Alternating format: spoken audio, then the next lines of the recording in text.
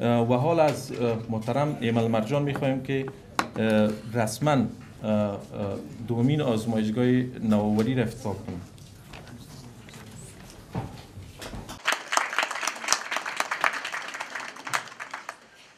بسم الله الرحمن الرحیم. السلام علیکم. ټولو دوستانو ته ښه راغلاست دوم انوویشن لاب ته. زه به په انګلیسي خبرې وکړم. زه فکر کوم چې یو وارې ټول مسایل خلاص. I would switch to English because most of our colleagues here, I think they don't need translation, but if, then at the end, I will just go for a couple of sentences to wrap up. I would like to congratulate Internews for keeping up and having the second innovation lab almost a year after we had first one. And I remember the first innovation lab, we have huge snow outside and it was cold. And this year, the winter is really pleasant winter.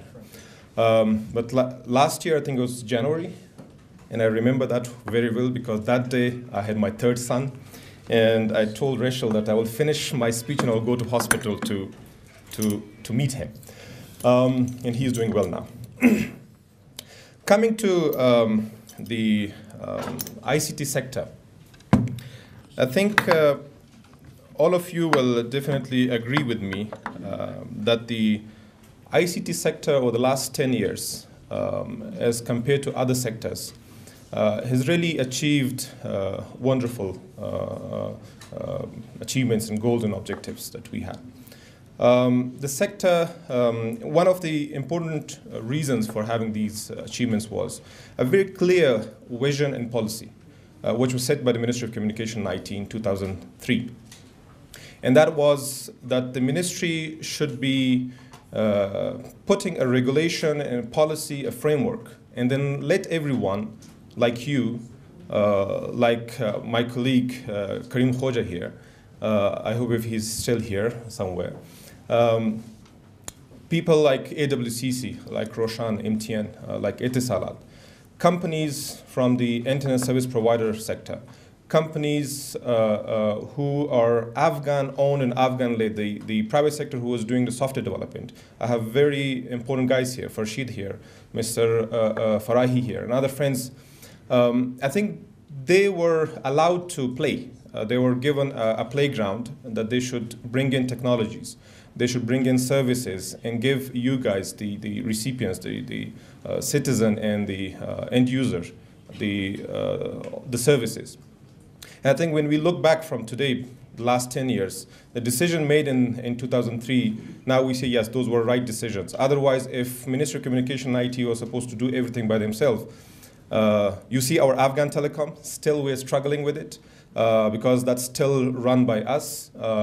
But luckily, the last 3-4 years, things are changing on that side as well because they are giving more autonomy to make their decisions. So that's very important that what the government should do, what the private sector, and then the entrepreneurs should do. Now, 2013, the sector is really a different sector than 2003. 10 years from now, we have 85% of the coverage. We have almost 70% of the penetration. Now, why these two important things? Because these two figures gives us courage. It gives us chance and opportunity to think about the next level.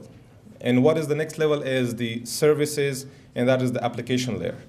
And that is, once we say the basic requirement and basic necessity is connectivity. Now Afghans in Kabul can communicate to their siblings, to their relatives in Nuristan. They can easily connect to someone in Uruzgan, to Badakhshan. So, and anyone in Badakhshan can talk to or send email to someone sitting in Europe, someone sitting in US. So that was the first target, which is now achieved. Now we want to go for the next one. Next one is, how can we use technology to cope with the challenges and the problems that we have in health sector, agriculture sector, good governance, transparency, efficiency, empowerment, democracy, all those good words which are there. And that's we and all of us sitting here at the Innovation Lab, we all believe that ICT has really proved that, yes, this is one of the tools which helped countries, which helped nations, which helped enterprises to take over all the problems that they have in their financial sector, in their service delivery, and transparency. So the same, why not in Afghanistan? Why not we also adopt this culture? So that's what Ministry of Communication is focusing now on. Now, looking at the statistics, 70% of the Afghan population is young. The statistics, if we take and you add up people from 10 to 15 and 15 to 24 and 24 to 30, all those statistics is 70%. Now, a human resource, a human capital of 70% young in a country, it's an asset. It's an asset for a nation. And if you look at the countries like South Korea, for example, I mean, they had nothing else. I mean, they actually use their human capital. They use their young, they use their minds, and they have Samsung now. They have LG now. They are leading the IT sector. On the e-government, if you look at, they are top of the world for the last 4 or 5 years. So why not Afghanistan? I think you will agree with me that we have brilliant minds here. We have all the young guys here.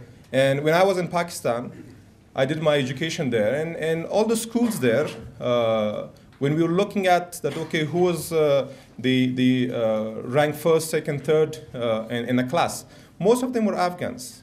I mean, even in a situation where they're living in a situation which that was not their country, and they were really facing all the day-to-day challenges, but they were still stood first, second, third in their classes. That proves that Afghan, they have really a talent. They have a high IQ. But the important thing is that we have to give them facility. We have to give them environment that they can really use the capacity and capability given to them by Allah. Now, what about innovation? Now, coming to innovation portion, specifically the topic that we have here. We think the Ministry of Communication, IT, Internews, USAID, World Bank, and all of us here, we found that from the last innovation lab that we had, end of the day, when we finished the lab, we were all surprised. I think not only us, the organizers, but even the participants themselves were surprised. Because at the end of the day, when we received all those brilliant ideas, everyone was surprised. Mr. Payab here, he was from our office those 2-3 days. And every day, in the end of the day, when he was coming back to office and reporting me, he said, brilliant. I mean, he was surprised that the knowledge coming out from the university students and from our Afghan private sector, it's enormous. So now, through innovation programs, we want to target the 70%. The young, talented, and all the graduates. Ministry of Education said that 2014 they will be having 600,000 graduates from high schools. So what happens to them? 600,000 in 2014, or every year we are having 180 or 200,000 graduates from high schools. And our universities, they have a capacity to take on board only 60% of that, sometimes even 50% of that. So what happens to the rest 50%? So we have to think that how can technology open up grounds, open up job markets, that we can get these young guys who are coming out from high school, and they get into a business which will give them an environment that they can live at peace. Otherwise, looking at the 2014 transition and having all these international support reducing, so the government should think that how can I leverage, I can use the private sector actually. Our own, it's not possible that the government use their own funds and budget to take care of all these people coming out. I was told that PRTs, when PRTs close in every province, there will be 700 individuals jobless in every province. So that's terrifying. Now, the Afghanistan Innovation Support Program, that is a program which is funded by World Bank. And another program is called the E-Government Resource Center, funded by USAID. And we have another program called Mobile Apps that's also funded by World Bank.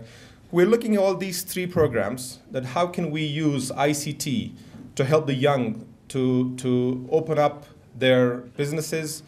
How can we help the government entities, specifically 4 sectors: health, agriculture, education, both higher and lower education, and then the governance sector.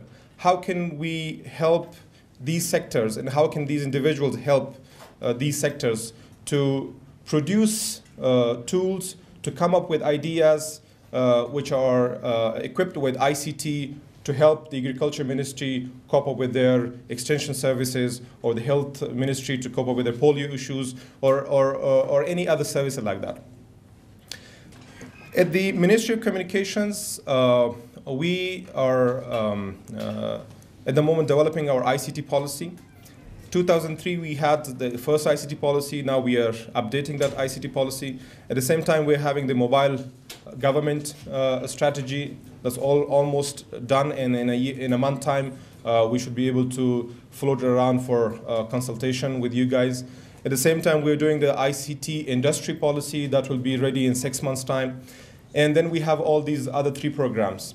And events like these gives us the resources that when we go out and start the implementation of these projects, we want individuals from the first lab and individuals from second lab to come and participate with us.